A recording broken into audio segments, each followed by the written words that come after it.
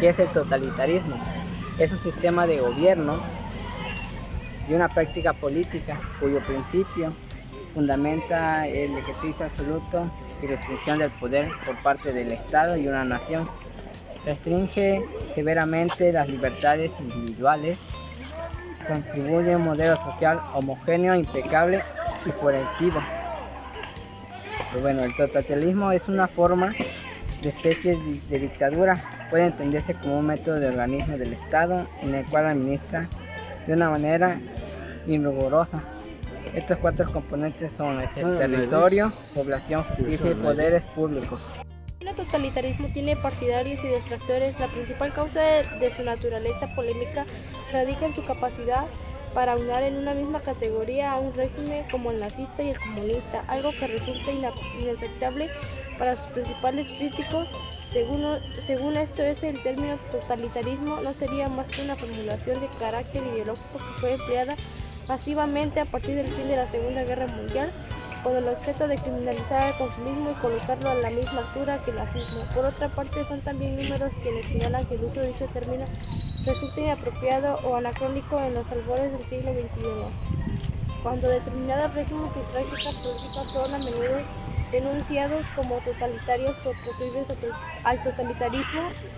El presente ensayo tiene por objeto sondear la naturaleza y pertinencia de este debate y establecer algunos elementos o juicios para sostener hasta qué punto el concepto de totalitarismo no reviste un carácter meramente ideológico y por qué sigue siendo pertinente para comprender números dinámicos políticas propias de nuestro tiempo.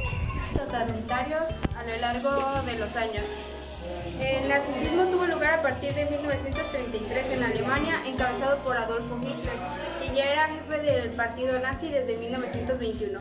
La cruz evangelista y el terror fueron los grandes símbolos del régimen que pretendían crear un estado realmente puro y provocó el mayor exterminio sistemático de la historia hacia diferentes grupos sociales a lo largo del pueblo judío.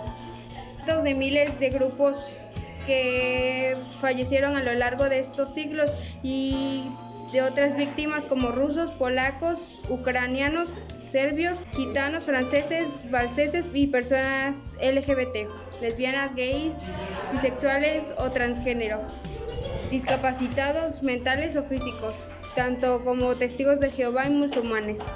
El narcisismo culminó en 1945 con el fin de la Segunda Guerra Mundial.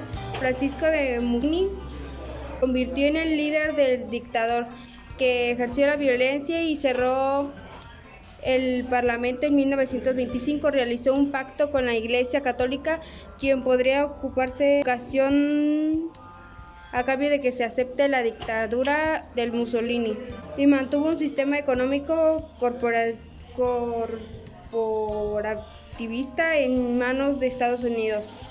Tuvo lugar a partir de 1929 en la Unión Soviética y estuvo encabezado por el tirador Losif Joseph, que comenzó su ejército liquidando a los campesinos prósperos a fin de que el Estado controle la agricultura. Millones de personas murieron de hambruna y Stalin acusó a los ucranianos de fracaso de su propia política, por lo que selló las fronteras con Ucrania y desencadenó matanzas masivas. El totalitarismo puede recurrir al asesinato e incluso al genocidio. El totalitarismo puede caracterizarse de la siguiente manera: es un sistema de gestión dictatorial del Estado, en el cual las libertades individuales y la existencia misma del individuo es percibida como algo secundario frente al poder del Estado. Suele glorificarse a una figura carismática como líder supremo, el cual se le conoce un poder desmesurado y prolongado dentro del sistema, y que suele reverenciarse de manera casi religiosa, especialmente después de su muerte. Los regímenes totalitarios suelen ser gobernados por un partido único, entre paréntesis, usualmente se prohíbe cualquier oposición política, que posee el control pleno de todo y que termina por fusionarse con el Estado mismo. Así, Partido, gobierno, fuerzas armadas y líder supremo operan como una sola entidad. El Estado es una entidad todopoderosa en este tipo de gobiernos. Administra todos los aspectos de la vida ciudadana y no tiene ningún tipo de controles internos respecto de lo que puede hacerse. Suelen darse procesos más o menos peligrosos y más o menos crueles de ingeniería social, eliminando a los individuos indeseables y aplicando severas restricciones y prohibiciones, a menudo comprendidas como reeducación. Se aplican políticas de censura, control social y expropiación de la propiedad privada, para que el Estado pase a administrar absolutamente todo con un crédito único. Los derechos humanos fundamentales y las libertades civiles rara vez suelen respetarse del todo en los regímenes totalitarios. En nombre de la justicia o de la soberanía o del partido, cualquier tipo de crímenes pueden cometerse. Según Hannah Arendt, existen varias causas o factores que puedan fomentar el surgimiento de un régimen totalitario. Por ejemplo, esta autora explica que un grupo de individuos o personas se convierten en un blanco fácil del pensamiento totalitario cuando la creencia propia se acepta como verdades absolutas, abandonando la capacidad o tolerancia con aquello que discierne de su opinión.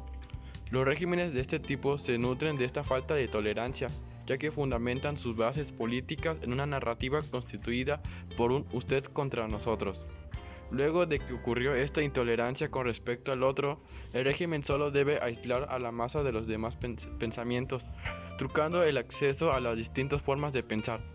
Otra de las causas del surgimiento del totalitarismo se encuentra en el hecho de que los seres humanos, debido a su instinto primitivo, necesitan discriminar entre lo bueno y lo malo.